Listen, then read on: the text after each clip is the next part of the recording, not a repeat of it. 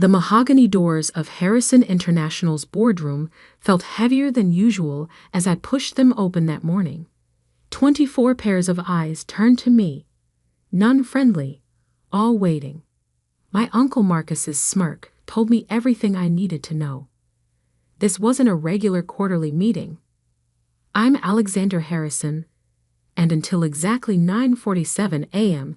that Thursday morning, I was the Chief Strategy Officer of Harrison International, a company my grandfather built from nothing into a $12 billion energy infrastructure giant. More importantly, I was the one who had spent the last 3 years building our Middle Eastern partnerships, particularly the landmark $2 billion Saudi development deal that would transform the company's future. "Sit down, Alexandra," Uncle Marcus commanded from the head of the table, my father's old seat. He'd claimed it after Dad's heart attack last year, along with the CEO position that should have been mine. "We have serious matters to discuss." I took my usual seat, calm despite the tension crackling through the air. My hand instinctively touched the small silver pendant at my neck, a gift from my father, and unknown to everyone else in the room, a high-fidelity recording device. I'd started wearing it to meetings 6 months ago, when I first noticed documents disappearing from my office and private conversations mysteriously reaching our competitors. "The board has convened this emergency session," Marcus continued, shuffling papers importantly, "to address grave concerns about the company's strategic direction, specifically regarding our Middle Eastern expansion." My heart rate picked up, but I kept my face neutral. I'd expected this, planned for it even. The Saudi deal was too big, too transformative for Marcus to let me complete it. Success would have cemented my position as the natural heir to Harrison International. "Our review indicates gross mismanagement of the Saudi negotiations," he declared, his voice dripping with fake concern. "Unauthorized promises, misrepresented capabilities, and frankly, amateur handling of delicate cultural sensitivities." The lies rolled off his tongue smoothly. He'd clearly been practicing. Around the table, board members nodded gravely. Most were Marcus's golf buddies or business school classmates, installed over the years through careful maneuvering. "That's absolutely false," I stated calmly, pulling out my tablet. "I can show you the detailed negotiation records." "No need," Marcus cut me off. "We've seen enough. Prince Abdullah's office has already expressed serious reservations about continuing our partnership." Now that was interesting. I'd spoken with Adil, Prince Abdullah's chief advisor, just yesterday. There had been no reservations, only excitement about next week's contract signing. "Harrison International requires leadership that understands the complexities of global business," Marcus continued. "Not someone promoting their personal agenda over company interests." I almost laughed at the irony. Marcus, who'd never worked a day outside Connecticut, lecturing me about global business. I'd spent 5 years in our Dubai office, learned Arabic, built relationships across the region while he played politics in Hartford. Therefore, he straightened his tie with satisfaction. "The board has unanimously voted to terminate your employment, effective immediately." The room fell silent. This was his moment of triumph, orchestrated down to the last detail. Security waiting outside, my office already being packed up, probably a press release drafted announcing my resignation to pursue other opportunities. I stood slowly, gathering my things with deliberate calm. "I assume you've informed Prince Abdullah's team of this change in leadership." A flicker of uncertainty crossed Marcus's face. "That's no longer your concern." "Of course," I smiled, thinking of the WhatsApp message I'd sent to Adil this morning, warning him to watch the live stream of this meeting through the security camera feed I'd given him access to. "I'll have my office cleared by noon." Security will escort you out now, Marcus said sharply. We can't risk you accessing sensitive information. As two guards appeared at the door, I turned to face the board one last time. Just remember, Uncle Marcus, in business, as in family, trust is everything. Once broken, it's almost impossible to rebuild. He waved his hand dismissively. Save the lectures, Alexandra. You're done here. I let the guards lead me out, past shocked employees, and through the marble lobby of the building my grandfather had built. My phone was already buzzing with messages, but I ignored them all except one, a single line from Until. We saw everything. Call me. In my car, I finally allowed myself a small smile as I reached for the silver pendant. The recording would be useful, but it wasn't my real insurance policy. No, Marcus had done exactly what I expected, exactly what I needed him to do. He just didn't know it yet. I drove to my apartment in the city, a space that had seen little use given my usual 80-hour work weeks.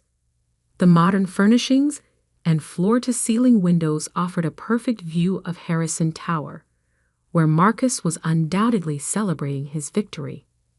Opening my laptop, I connected to a secure server and began downloading files. Thousands of documents, emails, and recordings I'd been carefully collecting over the past 6 months. Every questionable deal, every manipulated report, every secret board meeting where Marcus and his allies had plotted against my father's vision for the company. My phone rang. Adil's private number. Your uncle is a fool, he said without preamble. The prince is furious. That man doesn't understand the first thing about respect or family honor. No, I agreed. He doesn't.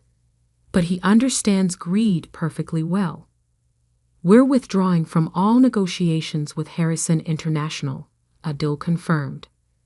The prince has already signed the termination papers. But Alexandra, he's very interested in your alternative proposal. I looked at the business plan open on my screen. 3 years of work, carefully hidden from Marcus and his spies. A new company, built on my expertise and connections, designed to do everything Harrison International could have done better, cleaner, more ethically. Tell His Highness I'll be in Riyadh next week, I said. And Adil, make sure Marcus knows exactly why the deal fell apart. After hanging up, I spent the next few hours organizing the evidence I'd gathered. The recordings would prove useful eventually, but not yet. First, I'd let Marcus deal with the chaos of losing the Saudi contract. Let him face the board's questions, the shareholders' anger, the media's speculation. My father had always told me, in our business, patience is more powerful than any weapon. He'd built Harrison International on that principle, taking time to develop relationships, earn trust, create real value. Marcus thought he'd won by forcing me out. He didn't realize he just freed me to do what I'd been preparing for all along. The company my grandfather built might be lost to greed and betrayal, but its legacy would live on, just not in the way Marcus expected. My phone buzzed again, a news alert this time. Harrison International's stock had dropped 12% on rumors of the Saudi deal's collapse. Another message followed, this one from my father's old friend on the board. What have you done? Nothing yet, I whispered, touching the silver pendant. But tomorrow everything changes.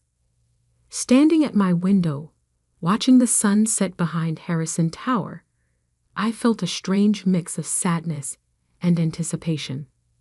The company had been my life, my legacy, my future. Now it was my past. But as I reviewed my plans for what came next, I couldn't help but smile. Marcus thought he'd written the end of my story. He didn't realize he just helped me begin a new one. The real work would start tomorrow. But tonight, I had one more call to make, to a small but influential investment bank in Dubai, run by Prince Abdullah's cousin. After all, a new company would need funding, and I knew exactly where to find it. My uncle had taught me one valuable lesson. In business, like in war, you don't just plan for the battle in front of you. You plan for the war to come. 3 days after my dramatic exit from Harrison International, I sat in my home office watching Marcus unravel on live television. The business news ticker told the story. Harrison International stock plunges 31% as Saudi deal collapses.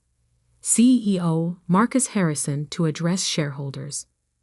My uncle looked nothing like the smug victor who'd fired me earlier that week. His silk tie was slightly askew, dark circles shadowed his eyes, and sweat beaded on his forehead as he faced the press. The temporary suspension of negotiations with our Saudi partners is merely a standard review process, he insisted, his voice lacking its usual confidence. Harrison International remains committed to our Middle Eastern expansion strategy. I muted the TV as my secure phone line rang. The caller ID showed a Dubai number. Alexandra, Prince Abdullah's smooth voice filled my ear. I trust you're enjoying the morning news? Immensely, Your Highness, I replied, suppressing a smile. Though I suspect Marcus isn't sharing your entertainment. Indeed not. Especially after this morning's meeting with our banking consortium. The prince's tone carried a hint of satisfaction. They've frozen the preliminary financing for all Harrison International projects in the region. Your uncle seems to lack your delicate touch with relationship management. I thought of the hundreds of hours I'd spent building those relationships, the late-night meetings, the careful negotiations, the respect earned through understanding their culture and business practices. Marcus had assumed those connections would transfer to him automatically, his first mistake of many. Thank you for your support, Your Highness. I hope to repay your confidence soon. About that, he said, my team has reviewed your proposal. We're very interested, but some of our partners have concerns about potential litigation from Harrison International. Actually, I opened my laptop, pulling up a secure folder. I've prepared detailed documentation addressing those concerns. Would tomorrow be too soon to present it to your legal team? The prince chuckled. Always prepared, aren't you? Very well. My jet will be at Teterboro Airport at 9 a.m. Don't worry about a visa. It's been arranged. After ending the call, I turned back to the TV. Marcus was still talking, making promises he couldn't keep about contracts that no longer existed. Part of me felt guilty watching my family's company implode, but I pushed the feeling aside. Marcus had made his choice when he betrayed not just me, but everything my grandfather and father had built. My phone buzzed with a text from Sarah Chen, my father's former executive assistant who now worked for Marcus. He's called an emergency board meeting for tomorrow morning. Completely panicking. Thought you should know. I'd stayed in touch with Sarah after my father's heart attack, recognizing a kindred spirit who valued loyalty over politics. She'd been my eyes and ears inside Harrison International for months, warning me about Marcus's schemes long before he made his move. Thanks, I texted back. Stay safe. Things might get rough soon. Opening my laptop, I began reviewing the presentation I'd prepared for Prince Abdullah's team. The plan was ambitious. A new company that would revolutionize energy infrastructure development across the Middle East and North Africa. Sustainable technologies, local partnerships, and transparent operations. Everything Harrison International should have been, but wasn't under Marcus's leadership. My phone buzzed again. Another news alert. Harrison International faces shareholder lawsuit over Saudi deal collapse. Right on schedule. I'd known the lawsuit was coming. Martin Ross, one of our largest institutional investors, had called me yesterday, furious about the deal's collapse. I'd expressed appropriate sympathy and casually mentioned certain board meeting minutes that might interest his legal team. Documents that showed Marcus had been warned repeatedly about misrepresenting the company's capabilities to Middle Eastern partners. The doorman buzzed. My evening appointment had arrived. David Parker, Harrison International's former chief financial officer, stepped into my apartment looking nervous but determined. My father had hired David 20 years ago, and Marcus had forced him into early retirement last year. "Are you sure about this?" he asked, setting his briefcase on my dining table. "Once we start, there's no going back." I poured us both coffee, strong and black, the way we drunk it during late nights at the office reviewing contracts and financial projections. "Marcus made his choice," I said firmly. "Now it's time to make ours." David nodded, opening his briefcase. "I've gone through everything you sent me. The pattern is clear: systematic manipulation of project costs, hidden fees, inflated profit projections. Marcus wasn't just trying to push you out, he was setting up a massive fraud." "Show me," I said, pulling my chair closer. For the next 3 hours, we pored over financial statements, internal audits, and project reports. David's expertise revealed what I'd suspected but couldn't prove. Marcus had been cooking the books for years, hiding losses and inflating profits to maintain control of the board. "The Saudi deal would have exposed everything," David explained, pointing to a particularly creative bit of accounting. "The level of scrutiny from their auditors would have uncovered all of this. That's why he had to stop it. And why he had to get rid of me," I added. I knew too much about the real numbers. Exactly. David sat back, looking tired, but satisfied. "What's your next move?" I walked to the window, looking out at the city lights. "Tomorrow, I meet with Prince Abdullah's team in Riyadh. Next week, we launch Harrison Global Partners." "Using your mother's maiden name," David noted. "Nice touch." "The Harrison name still means something in this industry," I said, "just not at Harrison International anymore." David was quiet for a moment. "Your father would be proud, you know. Not just of the business plan, but of how you've handled all this. Taking the high road, building something new instead of just seeking revenge." I thought of my father, remembering our last conversation before his heart attack. He'd warned me about Marcus, made me promise to protect his legacy. At the time, I'd thought he meant the company. Now I understood he meant something more important: integrity, vision, the right way of doing business. "Will you come with me?"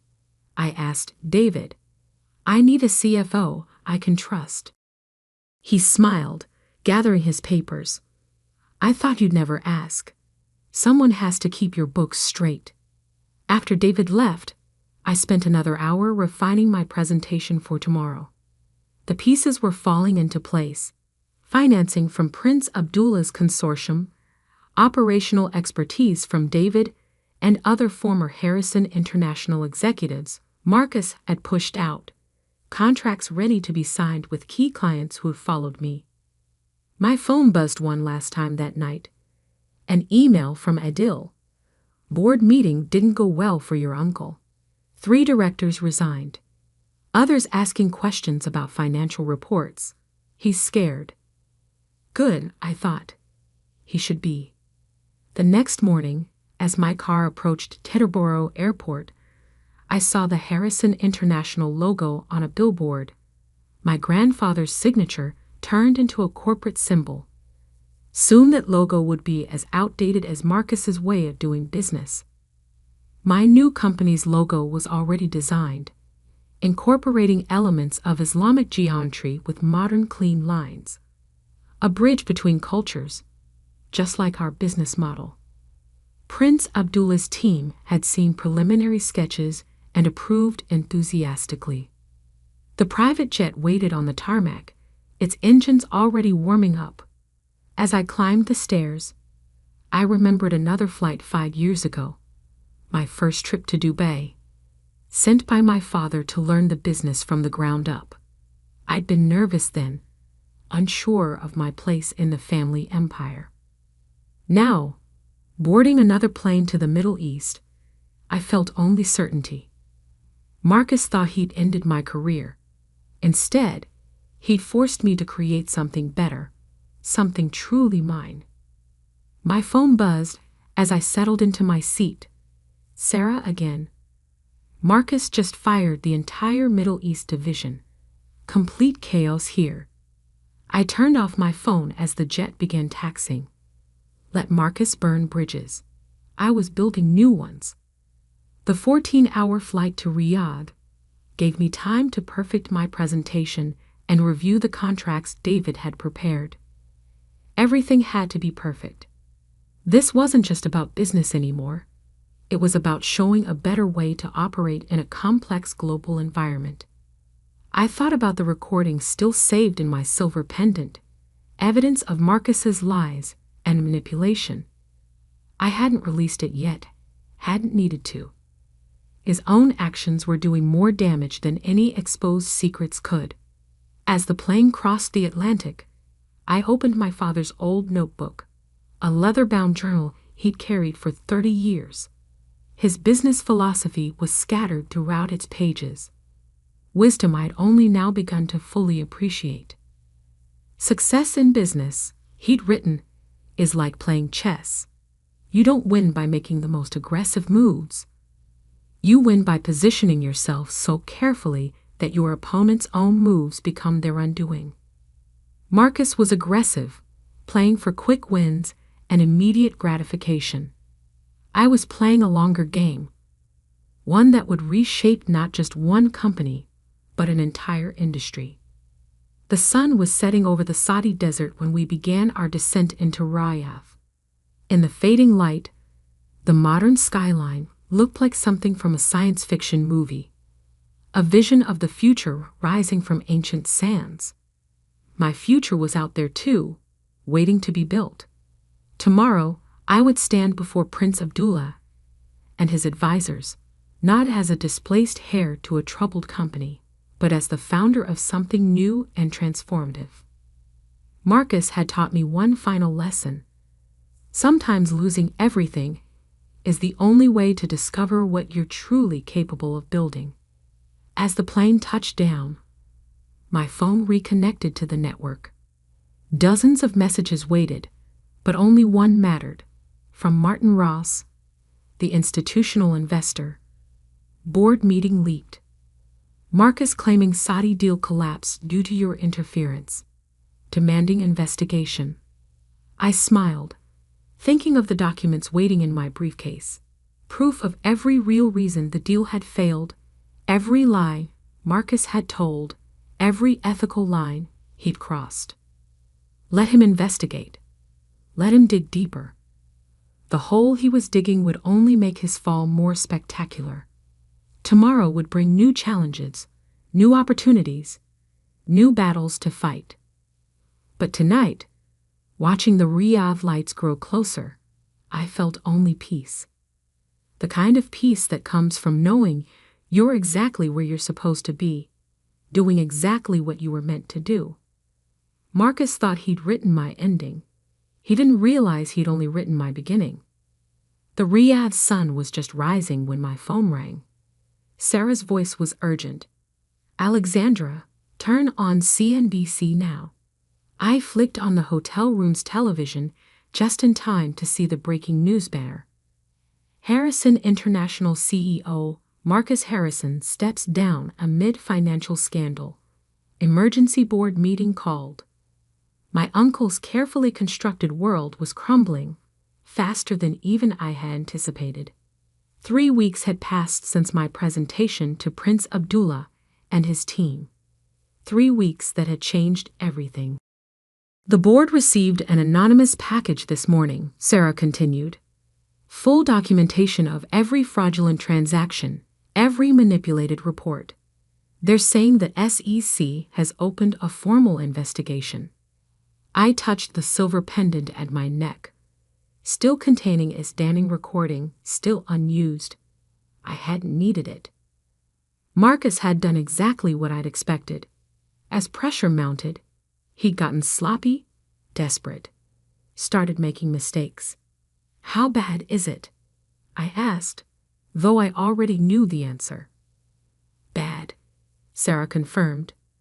The auditors found everything. Hidden accounts, inflated contracts, millions in unauthorized consulting fees. Some board members are already calling for criminal charges. I turned up the volume as a financial analyst appeared on screen. This could be the biggest corporate fraud case since Enron. The question isn't whether Harrison International will survive, but in what form. My other phone, the secure line, buzzed with a text from Prince Abdullah. Time for phase 2. Yes, I replied. Launch everything. Within hours, press releases went live across 3 continents. Harrison Global Partners, my new company, announced major infrastructure contracts with Saudi Arabia, the UAE, and Qatar, totaling over $5 billion in projects. The same projects Harrison International had lost, now restructured and improved. But we weren't just taking their contracts. We were taking their best people too. David Parker, now my CFO, had spent weeks quietly recruiting key executives and project managers from Harrison International. People who'd been marginalized under Marcus's leadership, who believed in my father's vision of ethical, sustainable business practices. Alexandra, my assistant, knocked on the hotel room door. Prince Abdullah's car is here. The drive through Riyadh's bustling financial district felt surreal. Massive digital billboards already displayed our new company logo, modern yet respectful of traditional design, just like our business model. In the prince's private office, dozens of people waited. Business leaders, government officials, media representatives. This wasn't just another contract signing. This was a statement about the future of international business in the region. My friends, Prince Abdullah began, standing to address the room. Today we witness not just the birth of a new company, but a new way of doing business. Harrison Global Partners represents everything we value. Respect for tradition while embracing innovation, profit with purpose, partnerships built on trust. I caught my reflection in the window as I walked to the podium. Power suit perfectly pressed, mother's pearls at my neck beside the silver pendant, father's journal in my briefcase. 3 generations of Harrison business wisdom, reimagined for a new era. Thank you, Your Highness, I began. When my grandfather founded Harrison International 50 years ago, he believed business could be both profitable and principled. That vision got lost somewhere along the way, but it wasn't destroyed. It was just waiting for the right moment to be reborn. As I outlined our plans, renewable energy infrastructure, local workforce development, transparent governance, I saw heads nodding, faces lighting up with recognition. This was what they'd wanted all along, not just projects and profits, but true partnership. My phone buzzed discreetly. Another message from Sarah. Marcus just tried to delete the server backups. It stopped him. He's barricaded in his office with security outside. I pushed the image aside, focusing on the contracts being passed around the table. Signature after signature, handshake after handshake. Years of relationship building paying off in ways Marcus had never understood. Back in my hotel suite that evening, I finally allowed myself to watch the full coverage of Harrison International's implosion. The stock had been halted after falling 60%. Board members were resigning hourly. Class action lawsuits were being filed. David called just before midnight.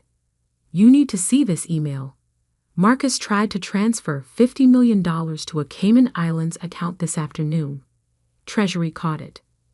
Forward it to the SEC," I instructed. "And David? Make sure our first quarter numbers are perfect. We're going to be under a microscope after this." "Already done," he assured me. "By the way, the talent acquisition team says we've received over 300 resumes from Harrison International employees since this morning." I wasn't surprised. Good people want to work for good companies. Marcus had forgotten that basic truth. The next morning brought an unexpected call from my father's hospital room in Connecticut. "I saw the news," he said, his voice stronger than it had been in months. "Both sets of news." "Dad," "You did exactly right." He cut me off. The company needed this wake-up call. Marcus needed to be stopped. "I didn't want it to end this way," I admitted. "No, but you were prepared for it. That's what makes you a better leader than your uncle ever was." He paused. "I'm transferring my Harrison International shares to your new company's employee ownership trust."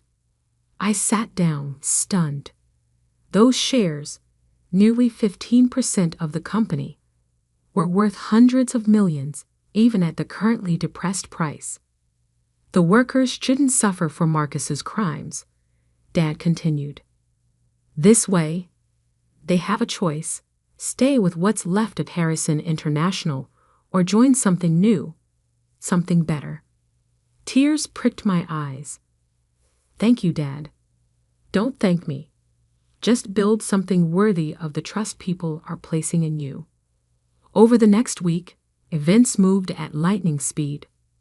Marcus was arrested trying to board a private plane to Venezuela. The SEC appointed an independent monitor to oversee Harrison International. Our new headquarters in Dubai neared completion. Then came the morning I'd been both anticipating and dreading. 1 month to the day after Marcus had fired me, I stood in the lobby of Harrison Tower. Not as an employee, but as a competitor, a creator, a leader in my own right. The security guards, the same ones who had escorted me out, nodded respectfully as I passed. News travels fast in corporate circles. Success commands its own kind of authority. The boardroom looked exactly the same. Mahogany doors, leather chairs, my grandfather's portrait on the wall. But the people were different. Independent directors now, appointed by the shareholders' committee. No more country club cronies. "Thank you for coming, Ms. Harrison," the new board chairman began. "We've asked you here to discuss a possible merger between Harrison International and Harrison Global Partners." I opened my father's journal, drawing strength from his wisdom. "I appreciate the offer, but no. Harrison International needs to clean house, rebuild trust, find its own way forward. Meanwhile, we're creating something new, something that never could have existed within the old structure. Even if we offered you the CEO position?" I smiled, thinking of my office in Dubai, overlooking the future. I already have a company to run. Later that day, I visited my father in the hospital. His room was filled with flowers, not from family or social climbers, but from employees, clients, and partners who remembered how he'd run the company. "You saw the board?" he asked. I nodded. "They wanted a merger." I declined. "Good." He pointed to the small table beside his bed. "That came for you this morning." A simple envelope lay there, addressed to me in my grandfather's distinctive handwriting. Inside was a single sheet of paper, dated just before his death. My dearest Alexandra, if you're reading this, then everything I feared about Marcus has come to pass, and everything I hoped for in you has proven true. Power corrupts, but purpose sustains. Never forget the difference. Your loving grandfather, William Harrison. I folded the letter carefully, tucking it into the journal beside my father's bed. The Saudi contracts begin next month, I told him. We're revolutionizing how infrastructure projects are developed in the region. Sustainable technology, local partnerships, complete transparency. Everything the company should have been, he nodded. Everything it will be, I corrected, just with a different name and a better foundation. 1 year later, I stood on the stage at the Middle East Energy Conference, accepting the Innovation in Sustainable Development Award. Harrison Global Partners had exceeded every projection, not just in profits, but in positive impact. Marcus watched the ceremony on a prison television, serving year one of a 15-year sentence for securities fraud. The company he tried to steal had collapsed under the weight of his crimes, but its people had found new homes, new purposes, new futures. As I looked out over the audience, faces from a dozen countries, cultures, and backgrounds, I saw not just business success, but my grandfather's vision reborn. Power used wisely, profit with principle, purpose aligned with progress. Business is never just about money, I told them. It's about legacy, about the kind of world we help create. Sometimes the worst betrayals lead us to our best opportunities. Sometimes losing everything shows us what we're truly meant to build. My silver pendant lay in a desk drawer back in Dubai, its recorded evidence never needed. Marcus had destroyed himself more thoroughly than any exposure could have managed. I'd learned my father's lesson well. Patience is more powerful than revenge. That evening, watching the sun set over the Persian Gulf from my office, I opened my grandfather's old leather portfolio, now containing contracts and proposals for the next phase of Harrison Global Partners' expansion. The future stretched out before us, bright with possibility. My phone buzzed. Prince Abdullah's number. Ready to discuss the African expansion? I smiled, reaching for my father's journal. Time to write the next chapter. Marcus had tried to end my story. Instead, he'd helped me begin a better one. Sometimes that's how legacy works, not passing down what was, but building what should be. The Harrison name still stood for something in the business world, just not what Marcus had tried to make it. Something better, something lasting, something true. And that was the greatest victory of all.